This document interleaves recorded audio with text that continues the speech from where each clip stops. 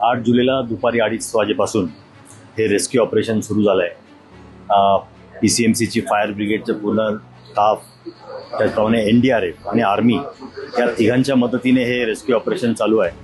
आणि या रेस्क्यू ऑपरेशनमध्ये आपल्याला 15 लोकांना रेस्क्यू करण्याचं देखील यश मिळालं आहे.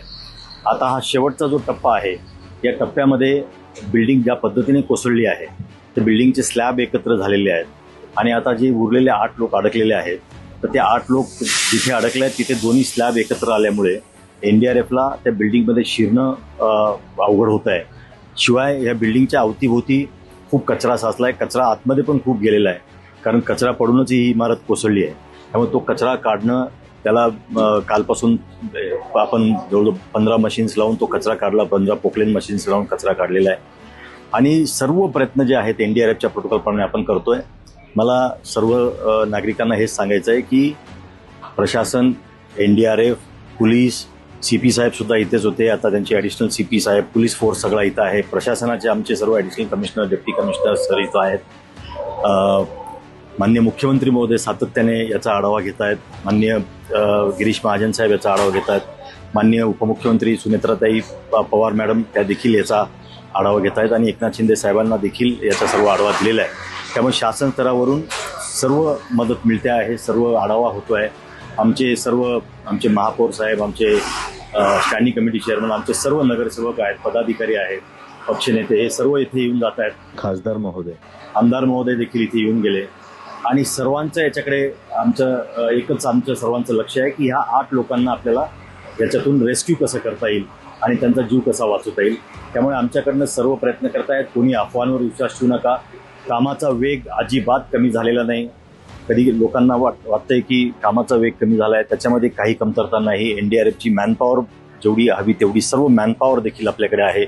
फक्त ज्या पद्धतीने दुर्घटना घडली आहे, की नैसर्गिक आपत्तीमुळे ही बिल्डिंग जी कोसळली, आजूबाजूचा कचरा, त्याचा मिथेनचा गॅसचा वास आणि आतमध्ये शिरताना होणारी अडचण, यामुळे NDRF त्यांचे सर्व शर्थीचे प्रयत्न करून सुद्धा वेळ लागतोय.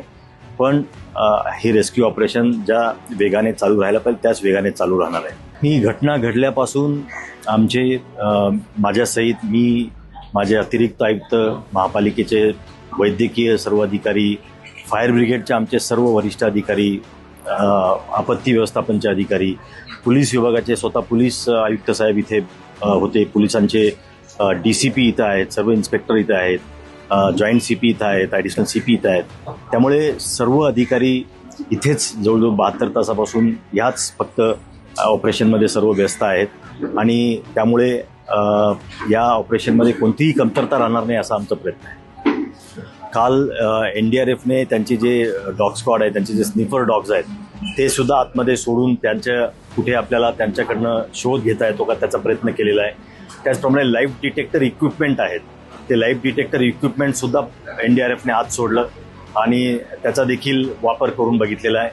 आणि तरी देखील अजून ते ज्या 8 व्यक्ती फसलेले आहेत त्यांच्यापर्यंत त्यांना पोहोचता आलेलं नाही. त्यांचा प्रयत्न सुरू आहे. आता NDRF आणि फायर ब्रिगेडचे आमचे सर्व शर्थीचे प्रयत्न करत, आता शेवटचा जो फेज आहे त्याच्यामध्ये पूर्ण बिल्डिंगचे काही पार्ट तोडून ते आता आत शिरण्याचा प्रयत्न करत आहेत.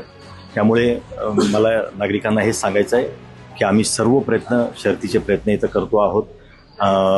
या 8 लोकांना सुखरूप बाहेर काढण्यासाठी जे प्रयत्न आवश्यक आहेत ते सर्व महापालिका करते आहे, NDRF करते आहे, फायर ब्रिगेड करते आहे, पोलीस विभाग करत आहे. त्यामुळे आपण काळजी करू नये. आम्ही सर्व तोपरी प्रयत्न करतो आहोत. धन्यवाद.